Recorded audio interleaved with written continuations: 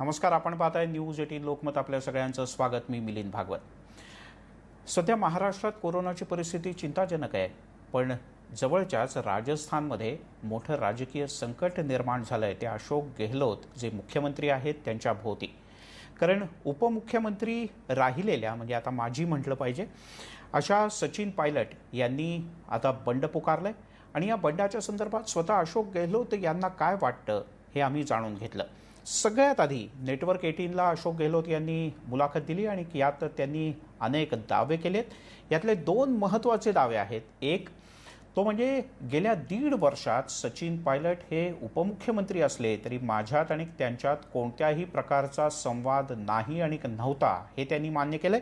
आणि त्याच वेळेला दिल्लीतलं सरकार अर्थात भाजपवर त्यांनी आरोप केलाय की हे सरकार आमदार आणि मंत्री फोडण्याचा प्रयत्न करत आहे आणि याचे पुरावे सुद्धा आपल्याकडे आहेत असं अशोक गेहलोत यांनी म्हटलंय. त्यांनी नेटवर्क 18ला खास मुलाखत दिली. पाहूयात ही एक्सक्लूसिव मुलाखत. हमारे साथ राजस्थान के मुख्यमंत्री अशोक गहलोत जी हैं. अशोक जी, पिछले कुछ दिनों से प्रदेश की सियासत में जो चल रहा है अब कहाँ जा रहा है ये, क्योंकि कोर्ट तक मामला चला गया, घर का झगड़ा आपके कोर्ट तक चला गया, कैसे निकलेगा हाल इसका? वेरी अनफॉर्चुनेट, क्योंकि जिस प्रकार स्थिति बनाई गई, घर का झगड़े घर में निपटते हैं, ये तो सदियों से चला आ रहा है. अगर घर के झगड़े आप दुश्मनों से लेके, दुश्मनों का मतलब यहाँ विरोधी है, हमारे कोई दुश्मन होते नहीं हैं, अगर उनके साथ मिली भगत करके राजनीति करेंगे तो फिर डेमोक्रेसी में क्या बचेगा. ये सब खेल चल रहा है, उस प्रकार का चल रहा है. महत्वाकांक्षी होना बुरा नहीं है, अति महत्वाकांक्षी इतना हो जाओ कि आप फाउल खेलने लग जाओ तो अच्छी बात भी नहीं.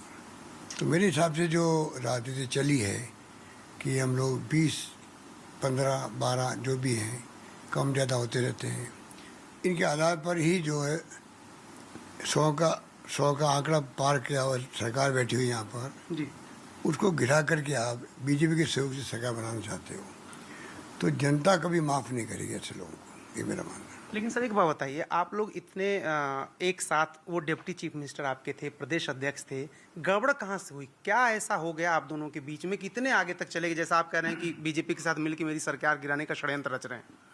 नई बात नहीं है, जब से सरकार बनी तब से षड्यंत्र शुरू हो गए थे. सचिन पायलट षड्यंत्र तब से करना शुरू कर दिया, आपके पास इस तरह के सब सबूत हैं?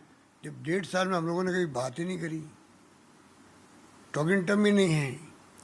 एक मंत्री मुख्यमंत्री बात नहीं करे, चला नहीं ले, डायलॉग रही नहीं. डेमोक्रेसी में कितने विरोधी भी होता है तो डेमोक्रेसी की सबसे खूबसूरती होती है डायलॉग रखना.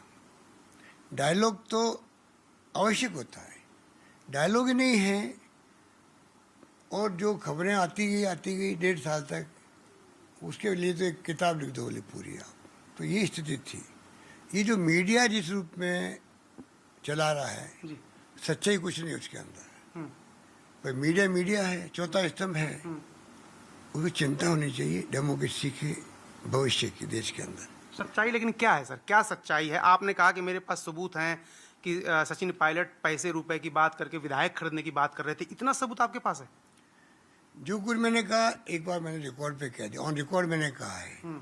अब जो कुछ कहना है तफ्तीश जब होगी एसओजी की तो मुझे बुलाया गया वहाँ पर और फिर भी ऐसा माहौल बनाया गया देश के अंदर.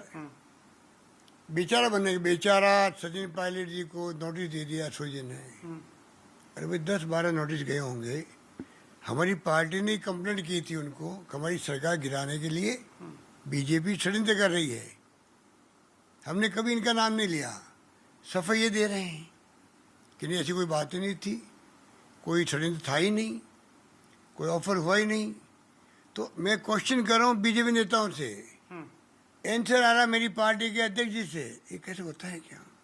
अब जो कुछ हुआ है सामने, अब पूरी मेहमान नवाजी किसकी हो रही है? वकील लोग कल एपीआर हो रहे हैं, कौन हो रहे हैं, किसके बाड़ाबंदी जो की गई गुड़गांव में या मानेसर में, ये उस वक्त होने वाली थी जब विधानसभा चुनाव थे। उसके पहले 10 तारीख को मुझे 10 दिन के लिए एमएलए को एक साथ इकट्ठा करना पड़ा। नौबत क्यों आई वो? तब भी कहा गया नहीं तो डिप्टी सीएम साहब को डाउन करने के लिए सीएम साहब ने चाल चली है। कोई मुख्यमंत्री 10 दिन तक विधायकों को इस प्रकार बैठा सकता है? अच्छी परंपरा है क्या? मैं खुद बुरा मानता हूँ। जी सरकार बचानी थी मुझे उस दिन। रात को 2 बजे जाने वाले थे लोग, 2 बजे रात को। रात को मैंने 1 बजे कलेक्टरों को उठाया, मेरे कांग्रेस नेताओं को इतला करी कि भाई कल शाम तक सब जयपुर पहुंचने चाहिए। और मुझे खुशी से बात की है कि करीब करीब तमाम विधायकों ने शाम तक पहुंचने के लिए हाँ कर दी। हाँ ही नहीं करी, बल्कि पहुंच गए करीब करीब। जी जब पहुंच गए तो इनकी आंखें खुली, ये क्या हो गया? तो फिर पूरा बयानबाजी होने लग गई कि नहीं कुछ नहीं था, क्यों बुलाया, कोई खरीद फरोख्त हो ही नहीं रही थी। जबकि मेरे पास उस वक्त भी प्रूफ थे, आज भी प्रूफ है। सचिन पायलट खरीद फरोख्त करा रहे हैं। मैंने कल जो कहा है मीडिया को, वो मेरा ऑफिशियल बयान है, ऑन रिकॉर्ड पे मैंने कहा है। एक आज जो